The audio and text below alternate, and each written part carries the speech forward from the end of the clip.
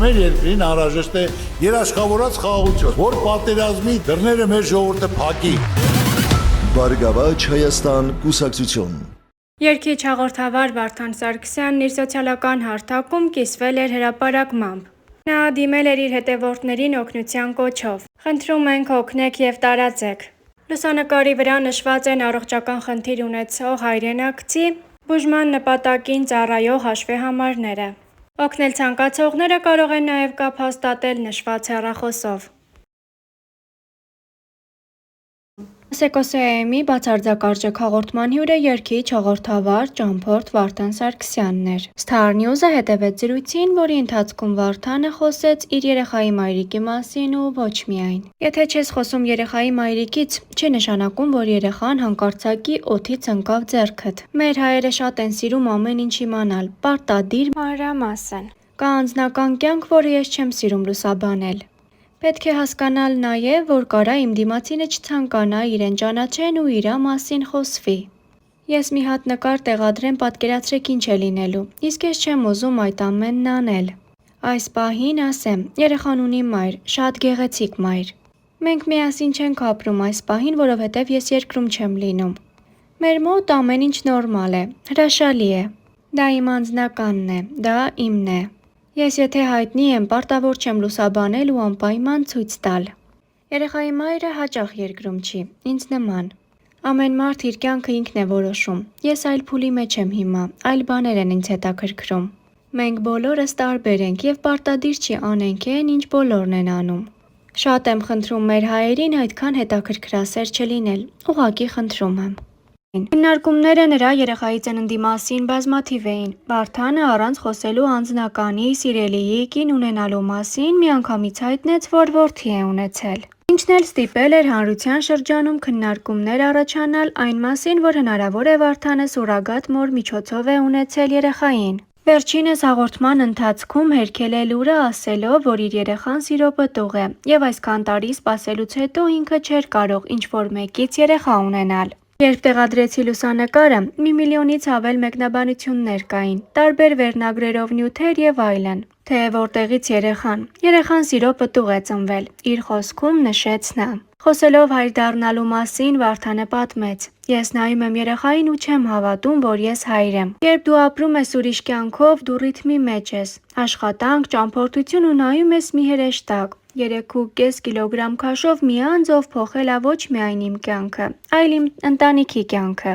Ով լույս ա բերել, ապագա ա բերել, ես նրան նայելով տեսնում եմ իմ ապագան։ Շատ շնորհակալ եմ Աստծուն։ Ես ինձ շատ երջանիկ եմ զգում ու ամբողջությամբ ինձ իմ ափսեի մեջ։ Երեխա ունենալու որոշումը կտրուկ է եղել։ Հիմա էլ հստակ կարող եմ ասել, որ ես էլի երեխա եմ ուզում ունենալ։ Աղջիկ։ Զրույցի ընթացքում խոսեցին նաև ընտանեկան հանգստի ժամանակ տեղի ունեցած դժբախտության մասին։ Ցավի միջից ոտքի կանգնել ու առաջ գնալ դժվար է։ Դա մի քանի փուլով եղավ։ Մենք ի սկզբանե 21 օր ապրում էինք Կուբայում։ Հիվանդանոցում 3 վիրահատություն եւ ամեն վիրահատությունից հետո ասում են 24 ժամ կապրի կամ չի ապրի։ Դրանից հետո հորս մահվան շոկը, հետո թղթաբանություն, որովհետև ես չէի համաձայնում, որ հայրիկին վառեն այնտեղ։ Ես ասեցի ինքը պետքա թաղված լինի Հայաստանում։ Գալ Հայաստան առանց իր սենց փուլ էր։ Եթե ես Երևանում եմ, չկա կիրակի, երբ մենք հայրիկի մոտ չլինենք։ Այսինքն դա ամսվա մեջ մինիմում 2 անգամ։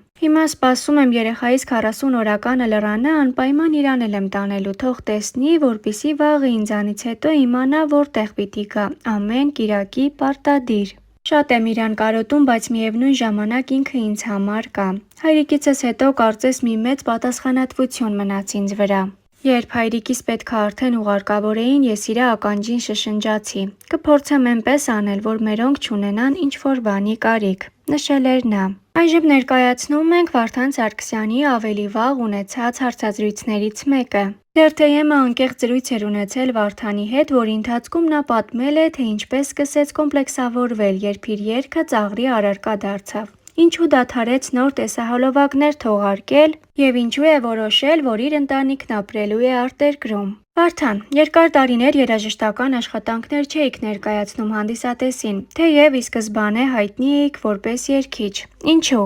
Ճանապարհորդություններիս պատճառով այն ժամանակ չկար տնից հեռուն, սակայն ես շատ էի սիրում ճանապարհորդել։ Սկզբում աշխատածս գումարը ներդնում էի տեսահոլովակներ նկարահանելու մեջ։ Հետո հասկացա, որ դա ինձ չի հետաքրքրում։ Ես ավելի շատ ուզում եմ ճանապարհորդել։ Երկուսն անել չէի կարող, նախընտրեցի ճանապարհորդելը։ Ինձ շատ հետաքրքիր էր տեսնել տարբեր երկրների նիստուկացը։ Այդ պահին դա հոգեպես ավելի մեծ բավարարվածություն էր տալիս ինձ, քան երգը։ Գործունեությունս որպես այդպիսին չեմ դադարեցրել։ Աշխատում եմ ակումբներում, շրջագայում եմ նաև համերգային ծրագրերով։ Ուղղակի ինձ մոտ եթերային դադար էր, սակայն շուտով նաև տեսահոլովակ կներկայացնեմ հանդիսատեսիս։ Կարելի է ենթադրել, որ տնից հեռու նախագծի շրջանակներում հասել եք ֆինանսական կայունության, որպեսզի և երաժշտական գործունեություն ծավալեք և կարողանաք ճանապարհորդել։ Իհարկե կա ֆինանսական աճ, որը նաև իմ աշխատասիրության արդյունքն է։ Անկեղծ ասած, այն, ինչ ես եմ հասցրել անել, քչերը կկարողանային։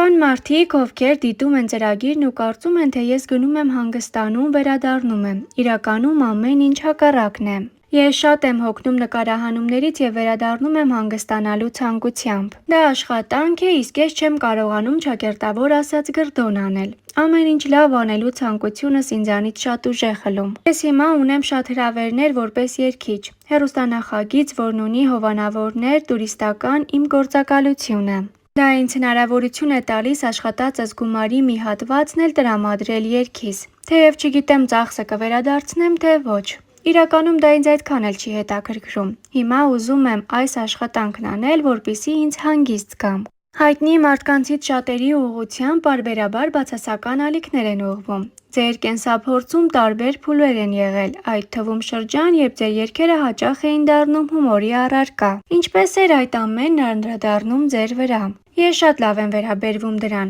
Ես այդ երգերը ձայնագրել եմ 13-14 տարի առաջ։ Նույն Խենթ աղջիկը, Օլգա Ավազյանի հետ Ուրիշի գրկում ես դու զուգ երգը մինչև այսօր դահլիճն ինձ հետ երգում է։ Երգի հաղթանակը կարծում եմ դա է։ Հումորին շատ լավ էի վերաբերվում։ Բոլոր խնջույքներին Ռաֆոն իմ տնազն էր անում և միասին երգում էինք այդ երգը։